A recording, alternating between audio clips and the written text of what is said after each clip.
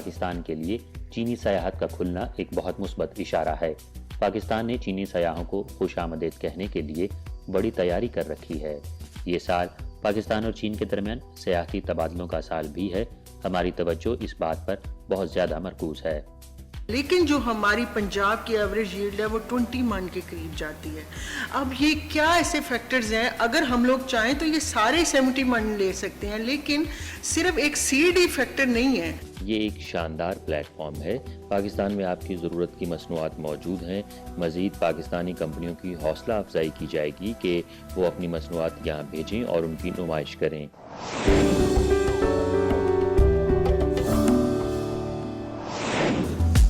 मोहतरम नाज़रीन, अस्सलामु अलैकुम।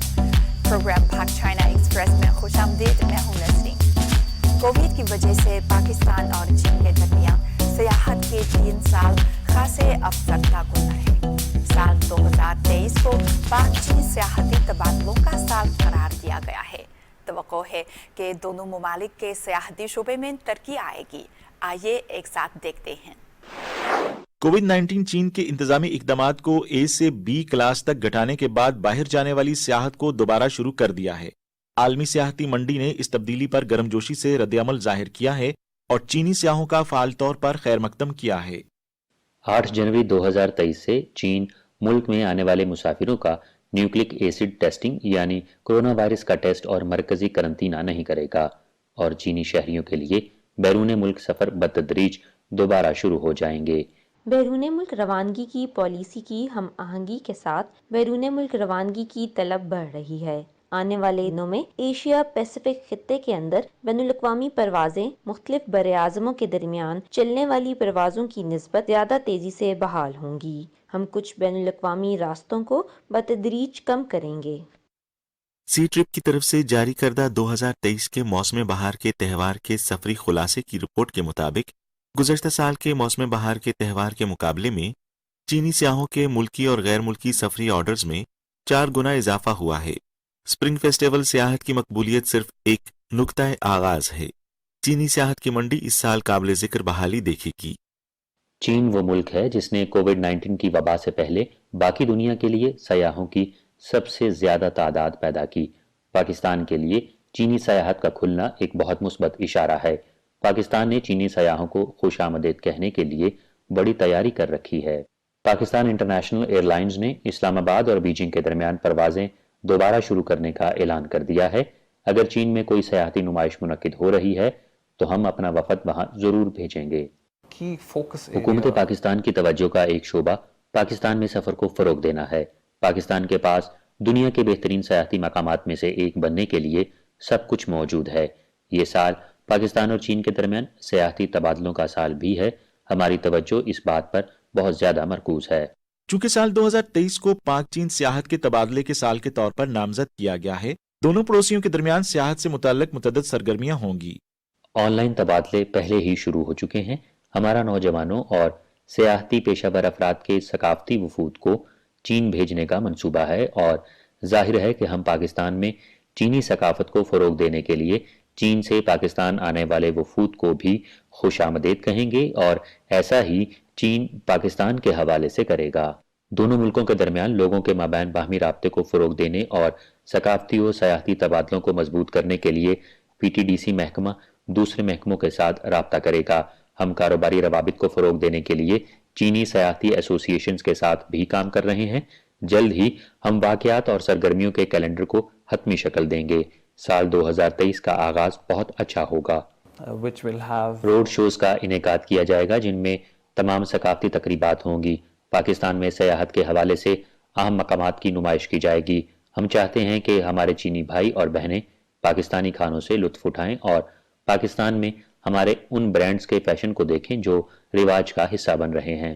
दोनों तरफ मालूमात की दस्तयाबी को बेहतर बनाने के साथ साथ चीनी जबान में अहम सियाहती मुकामात पर नया लिटरेचर तैयार करने की कोशिशें की जा रही हैं ताकि चीनी सियाह पाकिस्तान के बारे में अच्छी तरह जान सकें। PTDC ने पाकिस्तान के हवाले से एक मुफस्सिल रहनुमा किताब चीनी जुबान में पहले ही तैयार कर रखी है। चीनी जुबान में सब टाइटल्स के साथ पाकिस्तान पर वीडियो फिल्में भी तैयार की जाएंगी ताकि चीनी सयाहों को पाकिस्तान के बारे में मजीद जानने के लिए मदद मिले। सयाहत के फ़रोग में شراکت داری کو مزید نتیجہ خیز بنانے کے لیے دونوں طرف کے نمائندوں پر مشتمل ایک ورکنگ کمیٹی بھی بنائی جائے گی۔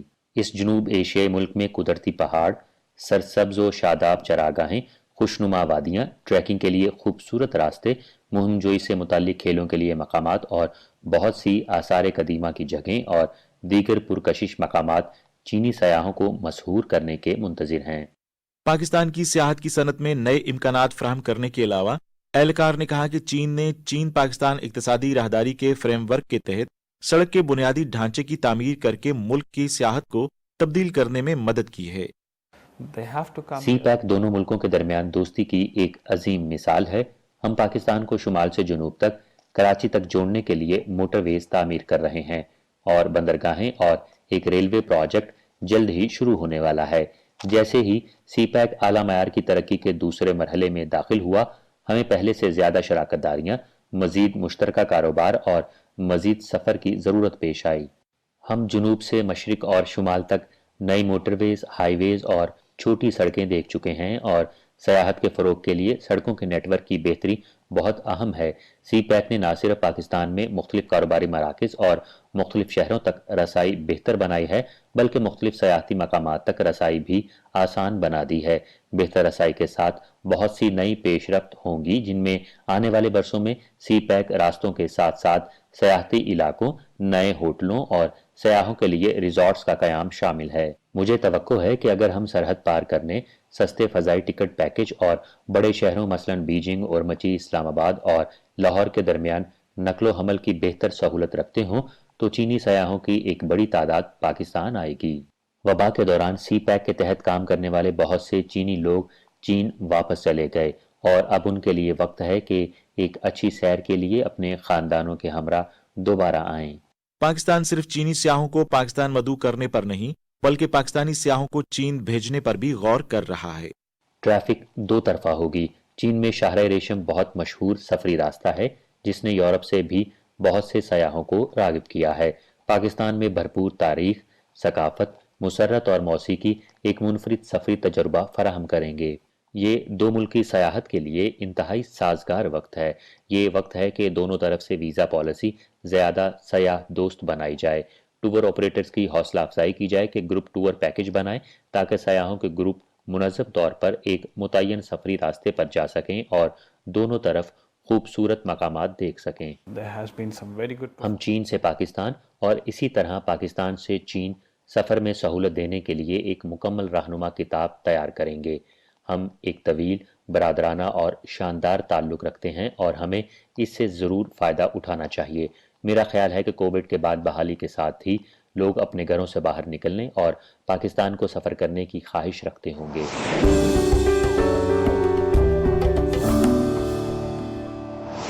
ناظرین، USDA کی تازہ ترین رپورٹ میں پیش گوئی کی گئی ہے کہ سن 2022 تا 23 میں پاکستان کی کپاس کی کل پیداوار 9,80,000 ٹن رہے گی۔